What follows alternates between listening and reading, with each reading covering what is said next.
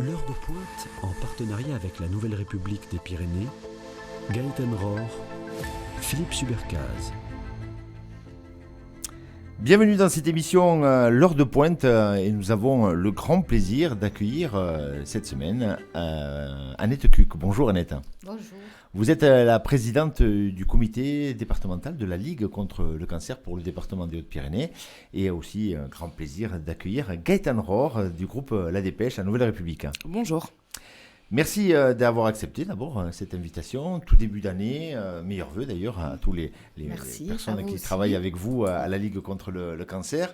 Annette Cuc, on va parler des missions de la Ligue en général, la Ligue nationale, et puis après on va aller un petit peu dans les coulisses des comités départementaux. Il y en a un dans chaque département de France, et on va voir votre mission et ce que vous y faites. Mais avant cela, Annette Cuc, on va un petit peu vous découvrir. Annette, vous avez pris la présidence du comité départemental de la Ligue contre le cancer il y a maintenant 3 ans. Comment vous êtes arrivé à vouloir venir particulièrement à la Ligue contre le cancer ? Ben oui, en fait, donc ça fait un peu plus de 3 ans, puisque c'était en septembre 2020. En plein confinement. Voilà, j'ai succédé à Bernard Couder, au docteur Bernard Couder, que je salue ici. Et voilà, et en fait, il me sollicitait depuis quelque temps. Moi, j'ai un parcours de pharmacienne hospitalière à l'hôpital de Lourdes, essentiellement en début de carrière à l'hôpital de Fréjus-Saint-Raphaël. Puis je suis arrivée à Lourdes et dans le cadre de ma fonction de pharmacie hospitalière, il y a eu une recommandation, une obligation pour que les pharmacies hospitalières préparent les médicaments anticancéreux. Donc dans cette optique, je me suis formée en pharmacie oncologique et j'ai monté avec l'équipe une unité de préparation centralisée des médicaments anticancéreux. Voilà, avec un isolateur, installation d'un isolateur. C'était le premier du département. Voilà, avec des conditions très particulières d'utilisation et une formation aussi spécifique pour le personnel. C'est les préparateurs qui préparent. Il y a un grand centre d'oncologie à Toulouse et le directeur, un des anciens directeurs de l'hôpital de Lourdes, le docteur M. Brugeron, a fait partie des chevilles ouvrières qui ont mis en place ce grand centre à Toulouse. Oui, tout à fait. D'ailleurs, c'était pendant cette période-là qu'on a monté l'unité de préparation centralisée. Bon, voilà, il était sensibilisé à ça. J'allais dire, j'ai pas eu de problème avec la direction pour obtenir les financements, parce que c'est un gros financement. Et puis, avoir du personnel aussi qui puisse manipuler les médicaments anticancéreux. Non, oui, j'ai eu l'accord et l'appui du directeur à l'époque. Et donc, vous avez un peu, dans votre parcours professionnel, touché le cancer avec votre particularité de pharmacienne et de préparer déjà tous ces traitements. Oui. Du coup, on était très proche de l'unité de l'ambulatoire où on recevait les patients qui avaient les chimiothérapies. Bien sûr, on avait des relations privilégiées avec ce service-là, puisqu'en fait, le but, c'était qu'on prépare... on donne un produit fini à l'infirmière, c'est-à-dire sous forme d'une poche de perfusion, avec même la ligne de perfusion pour qu'elle n'ait aucun contact avec les produits anticancéreux.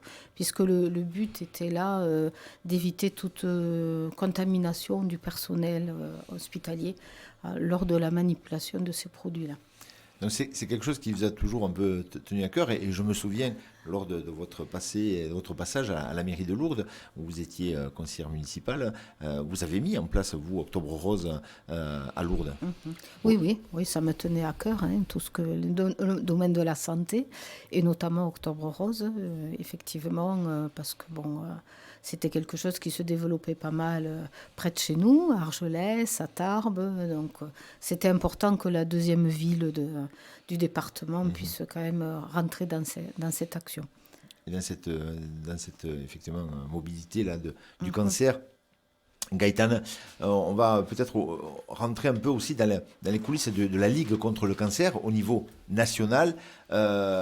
C'est aujourd'hui un des premiers financeurs peut-être de la recherche. Oui, c'est le premier financeur privé pour la recherche. Je crois que les derniers chiffres, ils annoncent 13 millions d'euros accordés à la recherche du cancer là, par la Ligue nationale, grâce aux comités départementaux, mais aussi en national, bien sûr.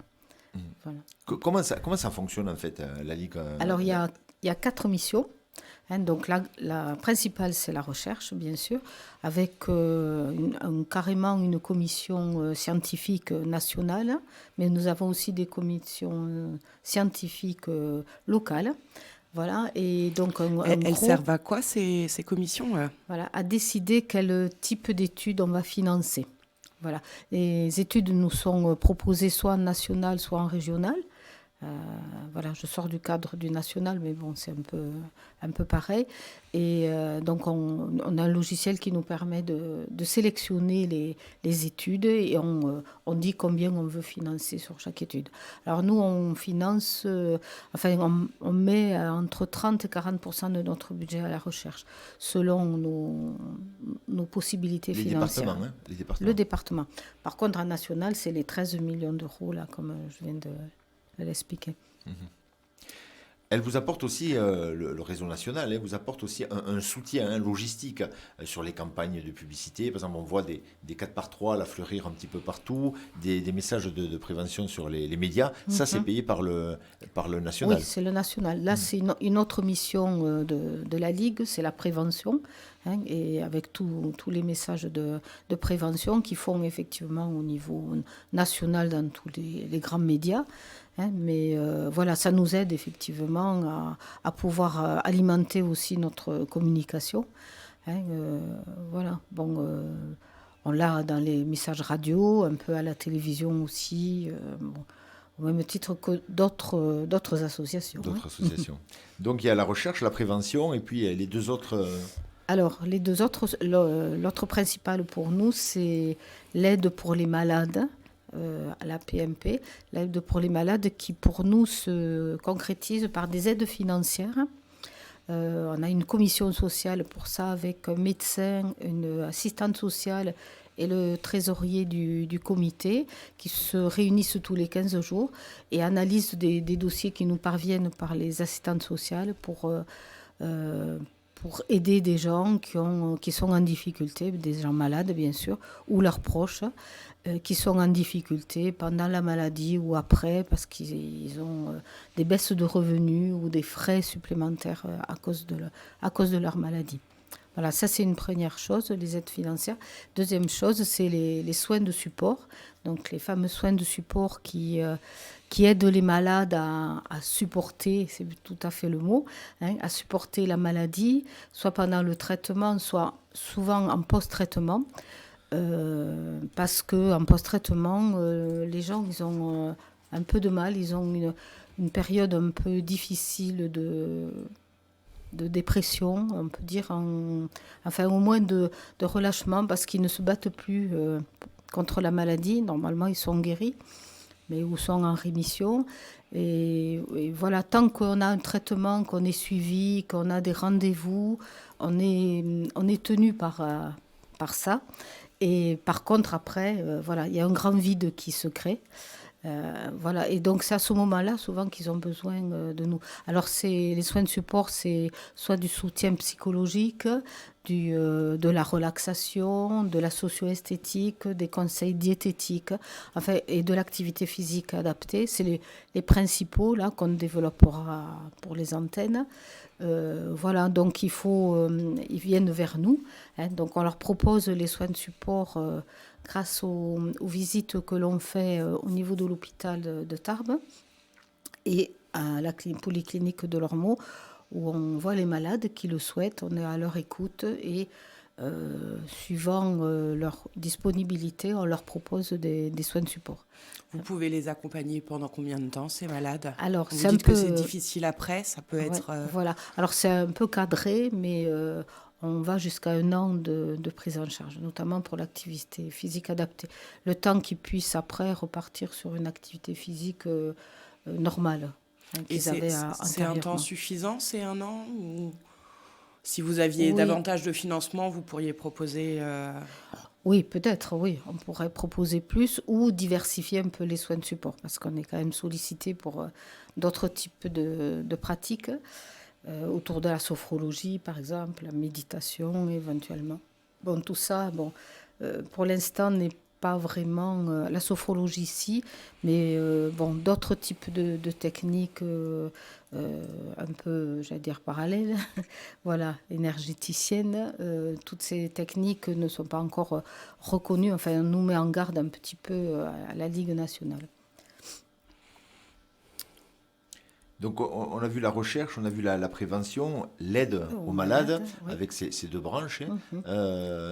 Autre chose que la Ligue nationale Alors c'est la quatrième mission, oui. Alors qui pour nous est un peu plus éloignée. En fait, c'est tout ce qu'on appelle la société, les actions publiques de la Ligue qui agit sur pour lutter contre les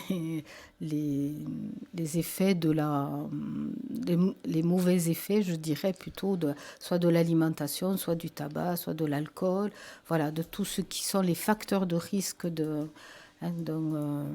cancer. Et voilà, donc ils agissent au niveau du gouvernement, de l'Assemblée nationale.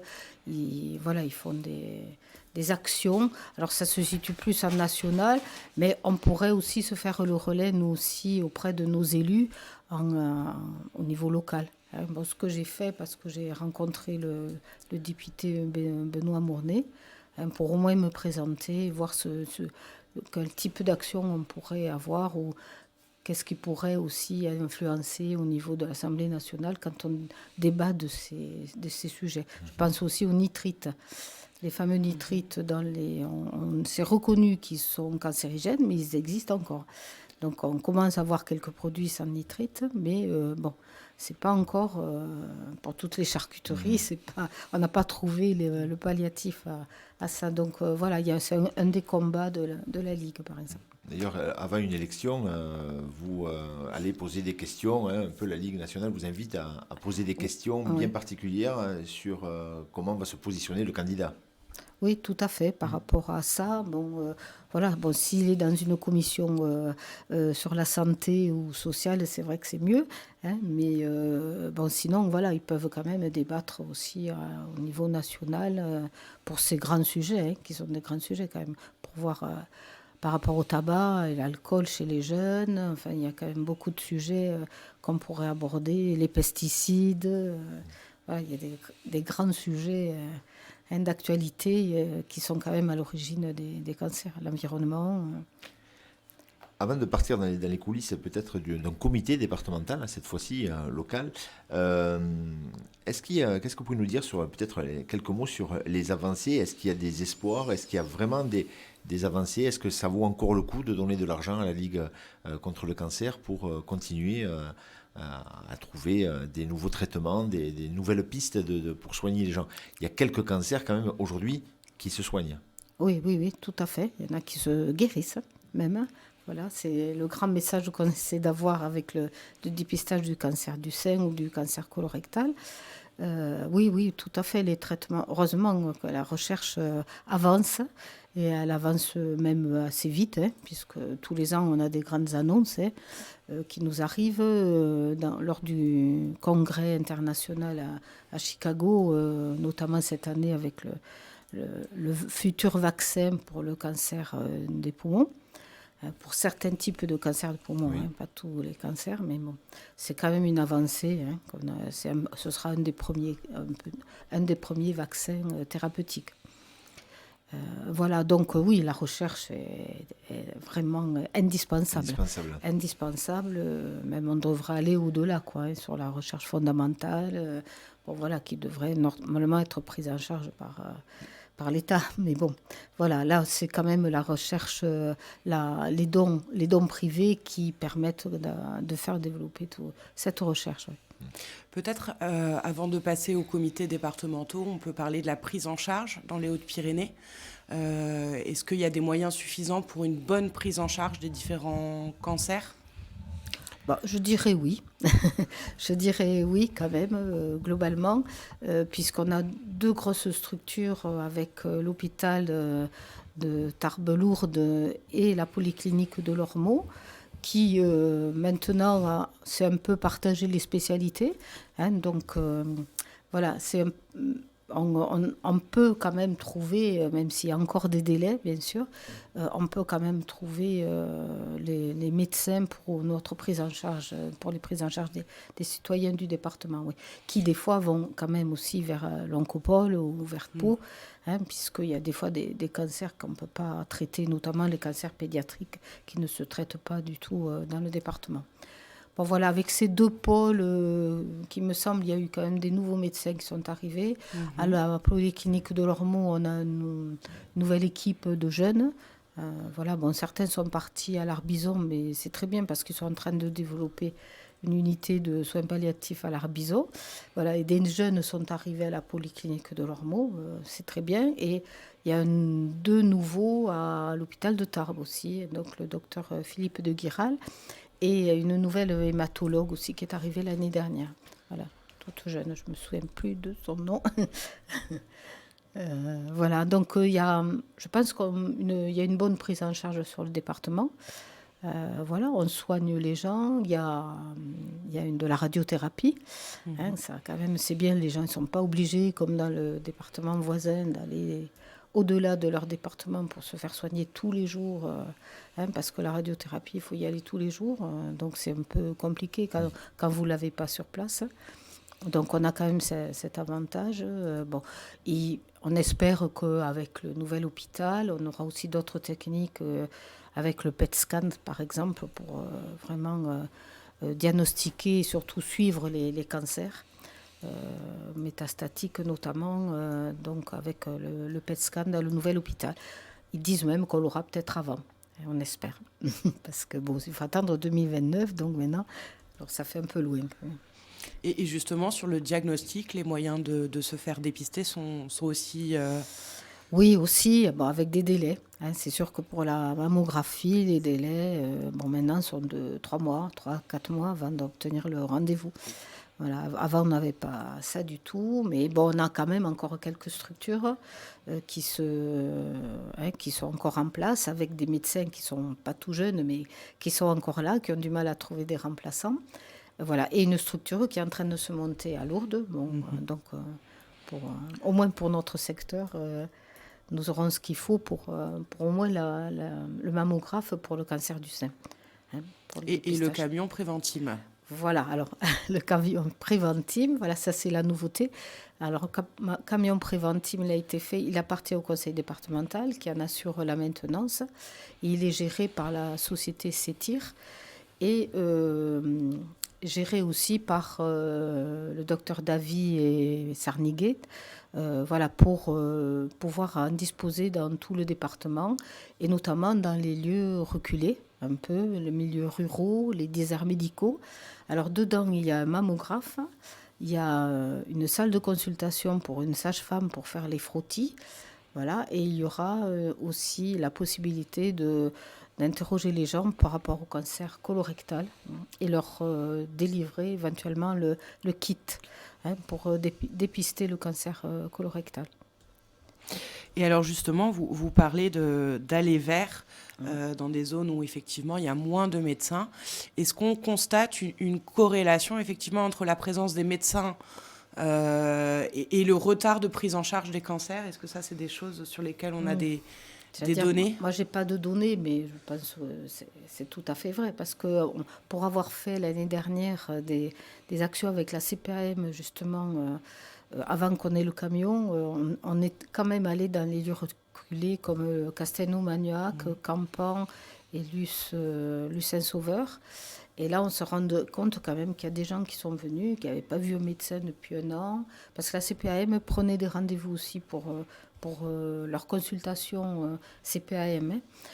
Donc, ça permettait quand même d'au moins développer ça, parce qu'en même temps, on essayait de traiter et on se rend compte quand même qu'il y a des gens qui étaient en galère pour trouver un médecin, même un médecin généraliste. Mais bon, ça, c'est bien connu un peu partout, malheureusement. C'est quelque chose qui vous inquiète en tant que présidente de la Ligue contre le cancer. Oui. Ces médecins sur la ville de Lourdes, la ville de Tarbes, il y aura des médecins qui vont partir là, prochainement à la retraite. On aura sûrement du mal à recruter d'autres médecins, et même les nouveaux médecins ne sont plus les anciens médecins d'avant, un peu corvéables. Aujourd'hui, c'est plutôt des gens qui ont des heures un peu de bureau et qui se gardent le week-end. Ça devient compliqué. On voit en France des images surnaturelles de gens, de patients qui attendent à l'extérieur pour être pris en charge dans les urgences, voire même louer des petits box à l'extérieur des hôpitaux pour être soignés. Est-ce que la France, qui a été un phare au niveau de la médecine, aujourd'hui, n'a pas un réel problème? Si, c'est inquiétant, bien sûr. C'est inquiétant. Bon, après, il y a des structures qui se montent comme les CPTS, les comités professionnels territoriaux de santé, pour essayer justement de coordonner les soins autour des patients. Et puis, il y aura d'autres professions paramédicales qui viendront un peu suppléer aussi, comme les infirmières avancées, là, je ne sais plus comment on dit, les infirmières, vous ne savez pas, IPA, ça s'appelle, voilà, de pratique avancée. Et voilà, qui vont aider les médecins à faire des actes qu'elles peuvent faire, comme prendre la tension, la température et tout ça, pour alléger la charge des médecins, pour pouvoir accélérer les consultations. Il va y avoir plusieurs structures, les maisons de santé, les centres de santé qui se développent. Bon, voilà, oui, c'est toujours inquiétant parce qu'effectivement, la médecine a changé, quoi.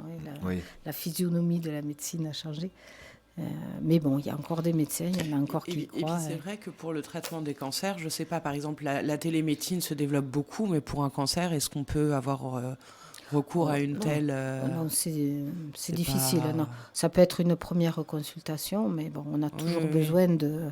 Voilà, là, c'est là où l'infirmière de pratique avancée peut, elle, faire les actes éventuellement, et le médecin... donner les directives, voilà, mais en médecine générale, en médecine spécialisée, non, ça sera pas. De toute façon, il faut faire tout un tas d'examens. Le cancer, il se diagnostique pas comme ça à l'œil nu. Voilà, donc... le cancer, effectivement, c'est quelque chose qui pourrait peut-être se développer dans chacun d'entre nous sans qu'on le sache. Le dépistage, c'est vraiment quelque chose. Est-ce qu'on peut résumer à un incendie? Si un incendie est pris à temps, on peut l'éteindre avec un extincteur, ça va assez rapidement. Et si on le laisse se propager, malheureusement, la maison brûle. Est-ce que le dépistage est vraiment aussi un outil pour la prise en charge des cancers? Voilà, c'est tout à fait ce que vous dites, c'est un outil. Un outil qui a le gros avantage en France d'être organisé et gratuit, pour le cancer du sein, cancer colorectal et l'utérus maintenant. Voilà, donc moi j'y crois beaucoup, parce qu'on a découvert des cancers tout petits, parce que le but c'est ça, c'est de les découvrir tout petits avant qu'ils se développent, et avec derrière des traitements beaucoup moins lourds, avec simplement éventuellement de la radiothérapie. C'est pas un traitement bénin, mais malgré tout c'est moins lourd qu'une chimiothérapie, plus une radiothérapie, en plus d'une tumorectomie, voilà, quand il n'y a pas une ablation complète d'un sein par exemple. Donc voilà, le dépistage il sert à ça, on dépiste. Alors c'est dommage qu'on ne puisse pas le développer plus, que les gens n'adhèrent pas autant, puisqu'on est à moins de 50% pour le cancer du sein et autour de 30% pour le cancer colorectal.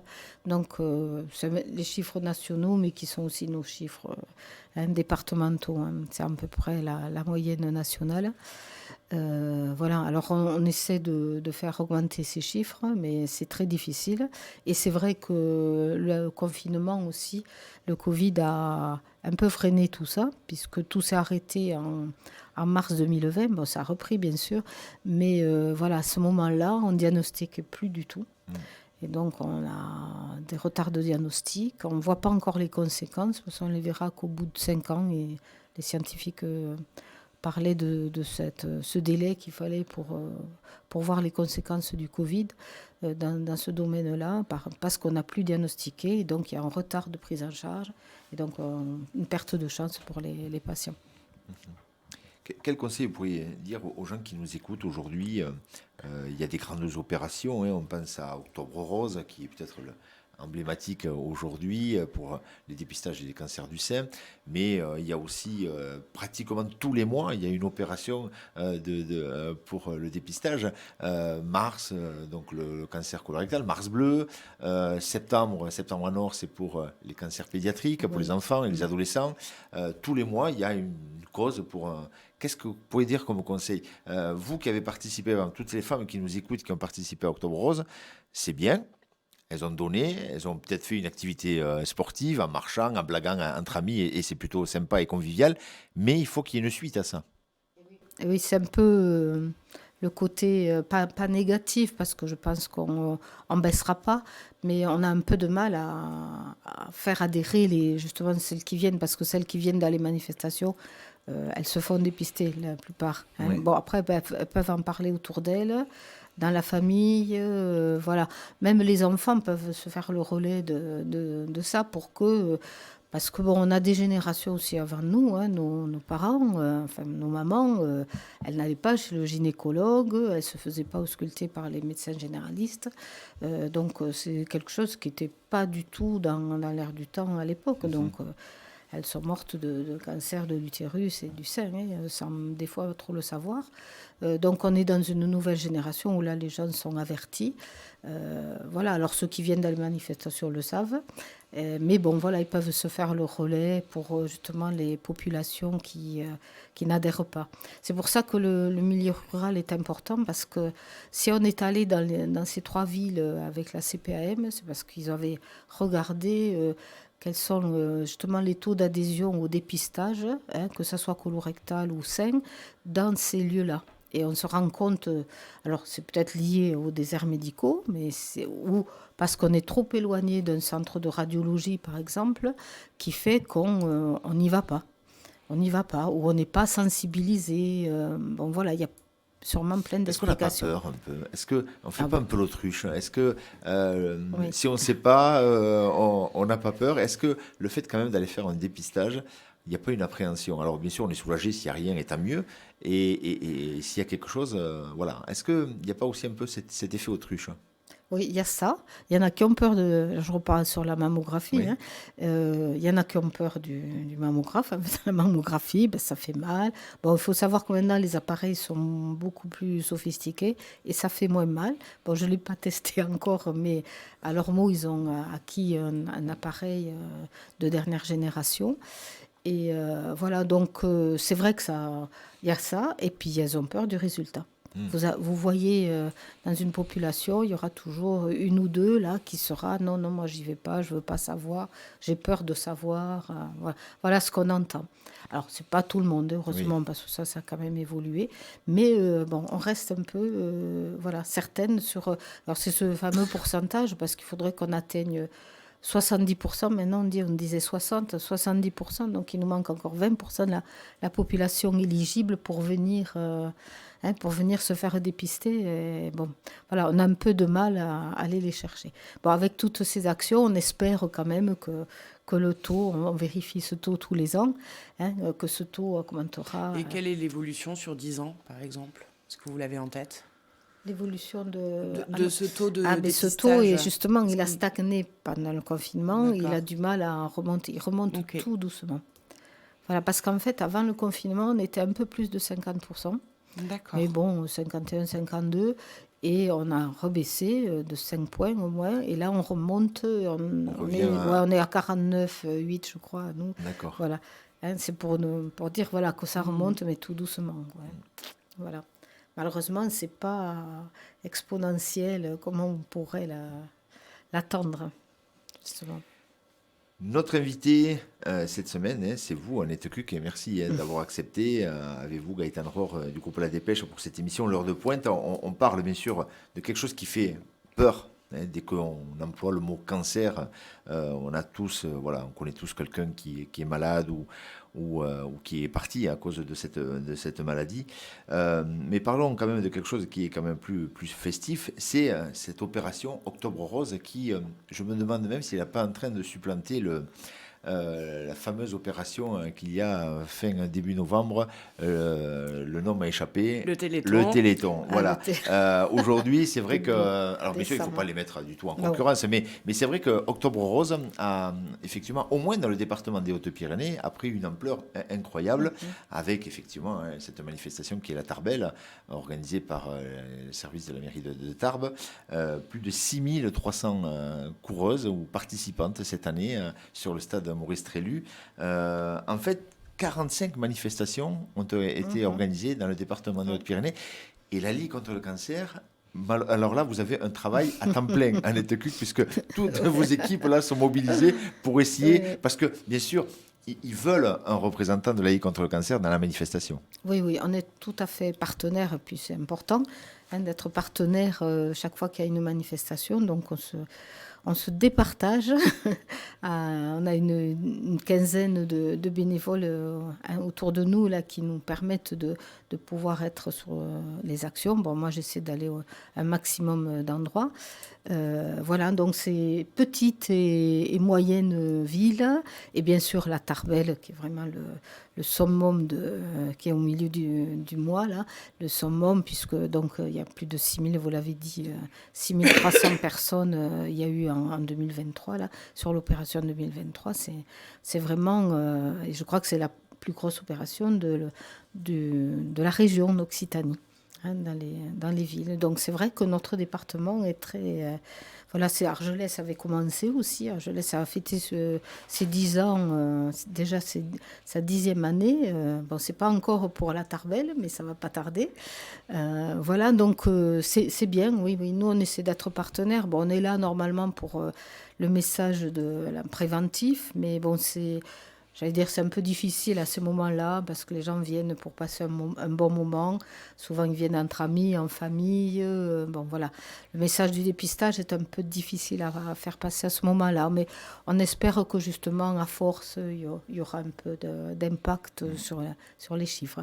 Voilà. Je crois un peu plus aux actions qu'on fait dans les quartiers, dans les zones reculées, dans le milieu rural, et qu'on fera toute l'année aussi, parce que là, il ne faut pas le faire qu'au mois d'octobre. 140 000 euros quand même, vous avez récolté sur toutes les opérations en 2022. En 2022, voilà, c'est le chiffre 2022. Est-ce que 2023 a l'air d'être pareil ou vous avez quelques tendances? Ça s'annonce pas trop loin, mais c'est plutôt en baisse. Parce qu'il y a eu des manifestations comme IBOS qui ne s'est pas faite, et plutôt, à part la Tarbelle, plutôt des manifestations où il y a un peu moins de participation. Voilà. Voilà, donc bien sûr les chiffres du coup baissent un peu, mais par contre il y a beaucoup aussi d'autres participants comme des commerçants. Je pense à l'association des commerçants de Lannemezan qui a fait une grosse opération après Octobre Rose. Voilà, qui a ramené plus de 3 000 euros à la Ligue. Voilà, il y a des salles de sport aussi, il y en a à Lourdes, des cabinets de kiné, voilà. Il y a tout un tas des salons d'esthétique aussi. Vous voyez, tous ces métiers qui sont autour justement des soins de support, de l'activité physique, de la socio-esthétique, voilà, qui sont sensibilisés à cette action et qui font leur action propre en récoltant des fonds, en vendant quelques goodies qu'on leur propose. Voilà. Voilà. C'est tout ça, tout cet ensemble qui donne ces chiffres. Voilà, 140 000 euros donc sur l'année 2022. On attendra que vous couturiez bien sûr les derniers, parce que je crois que vous avez la remise du chèque de la Tarbelle est mardi soir. Voilà. Octobre Rose, on peut dire que vous êtes invité à participer à une opération qui est organisée soit par une commune, soit par une association, vous l'avez dit, même une association de commerçants ou même des clubs sportifs ont organisé les choses. Mais vous êtes aussi le comité départemental, vous proposez aussi des manifestations. Vous avez organisé des concerts, vous avez organisé Mars Bleu au lac de Lourdes, vous avez organisé également une pièce de théâtre qui était très intéressante autour du cancer. C'était avec Léo, je me souviens d'une pièce de théâtre sur Tarbes et sur Lourdes et sur Séméac. Oui. Ça aussi, c'est quelque chose que vous mettez en place aussi pour aussi continuer la prévention. Oui, tout à fait. Là, on était dans le cadre de la motivation par rapport au cancer des enfants et des adolescents. On nous avait proposé une pièce de théâtre, donc ça se passe en septembre, puisque ça s'appelle Septembre à Nord. C'est pour une sensibilisation sur ces cancers-là. Et donc on nous a proposé une pièce de théâtre qui s'appelle Léo, voilà, qu'on a pu faire passer. Alors c'est l'histoire d'un jeune adolescent qui découvre son cancer du sang, c'est une leucémie, et voilà, et on voit tout son parcours autour de sa vie, à la fois avec d'adolescent, voilà, à la fois le problème avec savoir s'il faut dire ou pas, entre les parents, la famille, les amis, enfin tout le chamboulement que peut avoir la maladie sur un adolescent. C'est vrai, très intéressant. C'est dommage, on n'a pas eu trop de monde. Voilà, on l'a fait à Lourdes, et grâce à la ville de Lourdes qui nous a mis à disposition le Palais des Congrès, et à Séméac aussi, à la salle, au CAC de Séméac. Voilà, donc on a eu cette possibilité, mais bon, on est très content de l'avoir fait. Bien sûr, ça n'a pas rapporté beaucoup pour la Ligue, mais en même temps, voilà, c'était une sensibilisation vers ce type de cancer, parce que ça, c'était pas très connu. Voilà. Septembre en Nord, ça date de cette année pour nous, mais sinon, c'est pas aussi vieux qu'Octobre Rose, mais donc il y a un petit moment que ça a été lancé par la Ligue. Opération aussi que vous voulez mettre en place, qui est effectivement peut-être moins glamour que l'Octobre Rose, c'est le dépistage du cancer colorectal avec Mars Bleu, parce que c'est un cancer qui est très meurtrier. Ah oui, tout à fait, oui. Là, c'est en gros le deuxième type de cancer chez l'homme et chez la femme, le plus meurtrier même. Voilà, donc c'est quand même très, très important. Alors, c'est pas glamour, effectivement, parce que là, on parle de cancer colorectal, où le dépistage se fait à la maison grâce à un kit. Mais bon, il faut le faire. C'est toujours pareil, de 50 à 74 ans. On est invité à faire ce dépistage tous les 2 ans. Voilà. Mais donc, pour Mars Bleu, effectivement, nous, c'est important qu'on puisse marteler. Alors, ce ne sera pas les mêmes opérations qu'à Octobre Rose, bien sûr, mais on essaie quand même de faire quelques manifestations. Alors, on a justement organisé une randonnée. On le fait annuellement. En plus, c'est la semaine internationale du cancer. C'est la 3e semaine de mars. Donc, on joue sur les deux tableaux. Il y a une randonnée organisée par les montagnards argelésiens, voilà, qui se fait dans la vallée. Alors, en 2023, c'était à Agos-Vidalos. Et en 2024, nous allons à Ouzous. Nous sommes invités à la salle des fêtes d'Ouzous. C'est à Pierrefitte, il me semble. Voilà, et l'année d'avant à Pierrefitte, oui, tout à fait. Voilà, donc on tourne autour de ces villes-là, mais bon, sur la vallée, oui. Et alors, vous dites c'est le deuxième cancer le plus meurtrier, c'est justement parce qu'on n'ose pas se faire dépister et que c'est pris en charge trop tard, voilà. Ou est-ce que c'est plutôt qu'on n'a pas encore vraiment trouvé les moyens Non, pour le soigner non, je pense que les gens... Il y a un frein aussi là-dessus sur... Voilà, c'est un peu tabou, bon, voilà, comme je disais, mais non, il y a un frein. Bon, après, les médecins sont là pour appuyer ce dépistage. Bon, c'est une population un peu plus âgée qui est concernée, bon, à partir plutôt de 60 ans. Et voilà, parce que dès qu'il y a un saignement, c'est qu'il y a quelque chose. Donc il faut le prendre le plus tôt possible. Alors on ne peut pas faire des colos à tout bout de champ à tout le monde. Donc il n'y a que les familles à risque qui sont prises en charge, elles, et qui font une colo tous les ans ou tous les 3 ans, je ne me souviens plus maintenant. Mais bon, elles font des coloscopies là, beaucoup plus fréquentes, tandis que quand on fait le test, on ne fait la colo que s'il y a un test positif. Ça, on fait de la recherche de sang dans les selles. Voilà. Donc, lors de Mars Bleu, dans des manifestations, on essaye de marteler le message aussi. Bon, au lac de Lourdes, effectivement, l'année d'avant, voilà. On a essayé quand même de faire passer le message. Le message, ouais. Tout à fait. On va aller rapidement, puisque je voudrais qu'on parle aussi des espaces Liga que vous avez mis en place, mais puisqu'on est à Mars Bleu et le cancer colorectal, le comité départemental de la Ligue contre le cancer des Hautes-Pyrénées a financé un module, vous étiez le premier dans toute la région, dans tout le Grand Sud-Ouest, même avant Toulouse et Bordeaux, ce qui est incroyable, le financement d'un module d'intelligence artificielle pour faire les coloscopies, et ça a été financé par la Ligue, entre autres, enfin une grosse partie, pour l'hôpital de Tarbes. Oui, donc c'était en 2020, 2019, 2020. Voilà, c'est avant le Covid, il me semble. Voilà, on a été sollicité par l'hôpital de Tarbes, par le service du docteur Andro, qui est gastro-entérologue et qui s'occupe bien sûr des coloscopies, en même temps pour avoir ce module d'intelligence artificielle. On n'en parlait pas encore autant que maintenant, et voilà, qui permet de détecter des polypes les plus petits possibles ou mal placés qui ne peuvent pas voir à l'œil nu. Voilà, ça aide en fait le gastro-entérologue à détecter des petits polypes. Voilà, et on est toujours dans ce dépistage. Voilà. Là, c'est une aide. L'œil, ça ne va pas le faire tout seul. Il faut toujours que le gastro-entérologue soit derrière l'endoscope. Mais voilà, ça les aide beaucoup. Il y a un signal sonore qui arrive et à eux de voir si c'est... et ça détecte aussi le type de polype, si c'est cancéreux ou pas.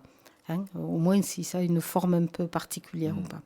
Donc c'est un outil qui a été financé aussi par les dons oui, des, tout à fait, des personnes. Ça fait partie pour nous comme la recherche. Voilà. Du coup, on le met dans cette partie-là. Et en 2023, nous avons financé aussi pour l'hôpital de Tarbes, en partie puisque la mutualité française, le conseil départemental et les Lions, les Lions et Rotary ont financé avec nous un appareil qui s'appelle un injecteur pour injecter dans le péritoine un médicament anticancéreux qui permet de traiter des cancers qui sont métastatiques au niveau du péritoine. Alors c'est intrapéritonéal, c'est un injecteur. C'est le docteur Amandine Pinto qui a mis en place cette technique, qui est une technique innovante parce qu'elle ne se fait pas du tout non plus là, dans la région. Le plus près, c'est Montpellier et Limoges.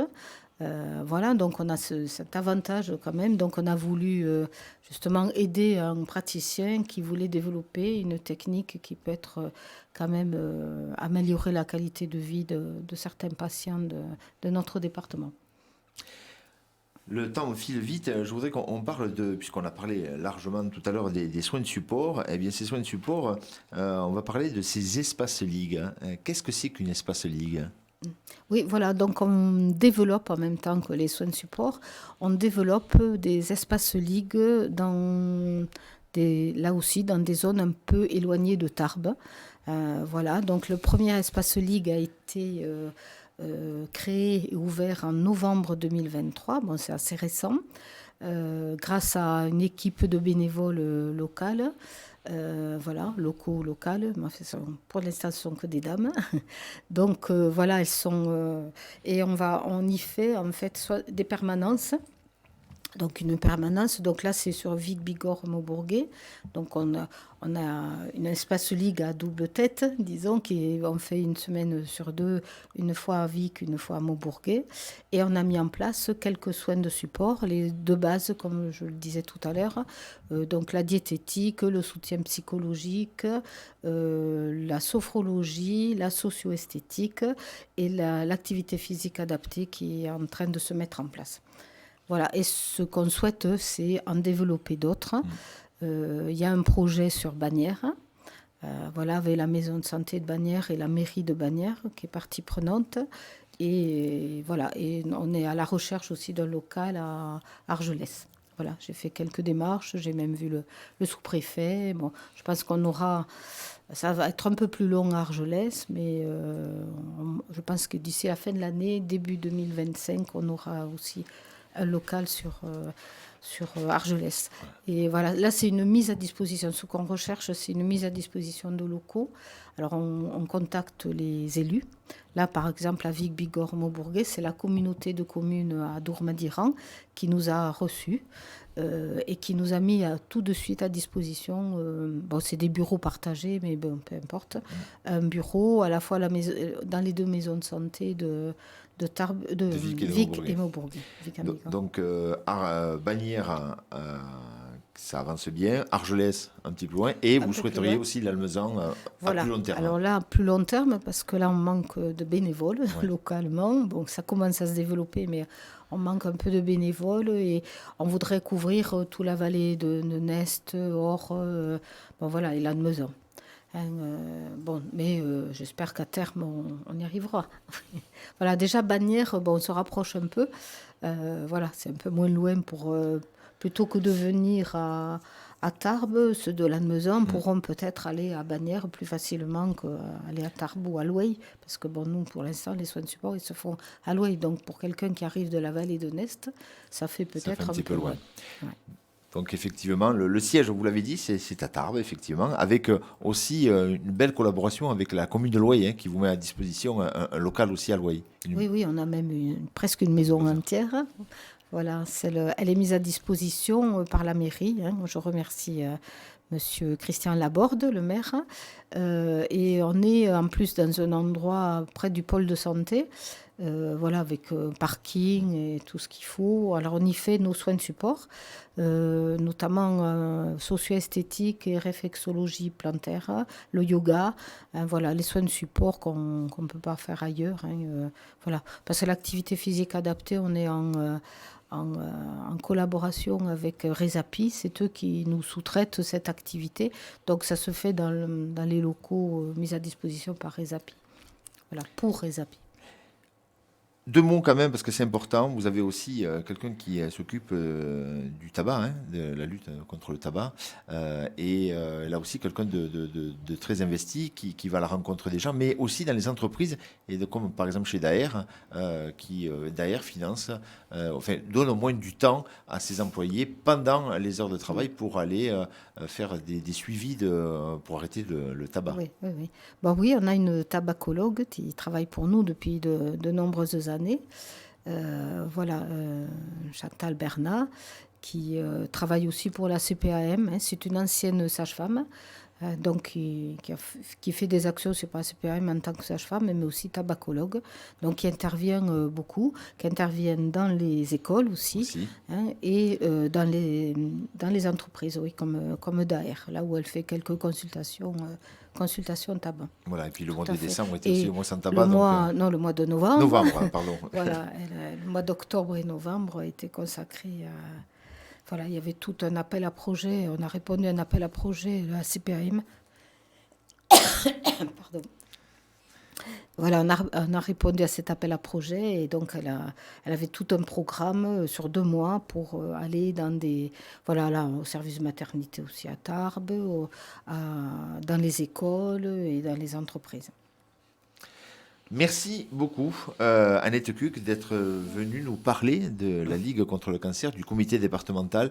On sait maintenant, quand on participe à une manifestation ou lorsqu'on donne pour la Ligue contre le cancer, on sait où part l'argent. C'est vrai qu'avec le scandale qu'il y a eu il y a quelques années, aujourd'hui, vous êtes très contrôlé, même plus que contrôlé. C'est même, et coup de chapeau à tous les gens qui vous accompagnent, tous les bénévoles, les gens qui sont autour de vous, qui œuvrent pour la Ligue contre le cancer, parce que des fois, Annette Cuc, c'est presque un travail à temps plein. Vous pouvez le constater, parce qu'il y a beaucoup d'administratifs, parce que tout est contrôlé, et c'est tant mieux pour les gens qui donnent. Oui, d'accord. D'ailleurs, c'est vrai que ça a été un peu compliqué au début, parce que moi, j'ai découvert un peu cette structure. Je connaissais la Ligue, mais je ne connaissais pas la structure et comment c'était organisé. Alors, c'est vrai que la Ligue nationale est importante, elle nous dirige, Elle nous donne les actions, mais après, on a un peu d'autonomie interne, mais on a beaucoup d'encadrement. Donc ça, c'est vrai que les dons sont très encadrés, ce qui est normal, ce qui est tout à fait normal. Voilà, donc on a même un commissaire aux comptes, parce qu'on a un budget qui fait qu'on a un commissaire aux comptes, donc on est contrôlé par les commissaires aux comptes, par les experts comptables et bien sûr par la Ligue nationale. Donc voilà, mais bon, après ça c'est normal. Bon, on a une équipe de bénévoles, mais on a des salariés aussi, parce que pour tout ce qui est comptabilité et organisation, donc on a eu en 2023 une collaboratrice qui est arrivée, voilà, qui nous fait un gros travail. Voilà, notamment parce qu'il faut signer des conventions avec tous les prestataires, alors comme on les multiplie un peu là, donc ça fait énormément de choses à faire, de choses à organiser, donc c'est vrai qu'elle nous aide beaucoup, et ça, on a quand même secrétaire général et moi-même, on a été un peu soulagés malgré tout. Voilà, merci. Voilà, et puis on termine pour dire qu'il manque quand même cruellement dans ce département, on terminera avec ça, d'une unité de soins palliatifs. Voilà, peut-être ça sera à développer vraiment dans ce département des Hautes-Pyrénées. Merci beaucoup, Annette Cuquin. Vous êtes la présidente du comité départemental de la Ligue contre le cancer pour le département des Hautes-Pyrénées. Une fois qu'on a dit le nom, on a passé presque l'émission à le faire. Merci à Gaëtane Rohr, effectivement du groupe La Dépêche à Nouvelle République, d'animer avec moi cette émission. L'heure de pointe, à la semaine prochaine.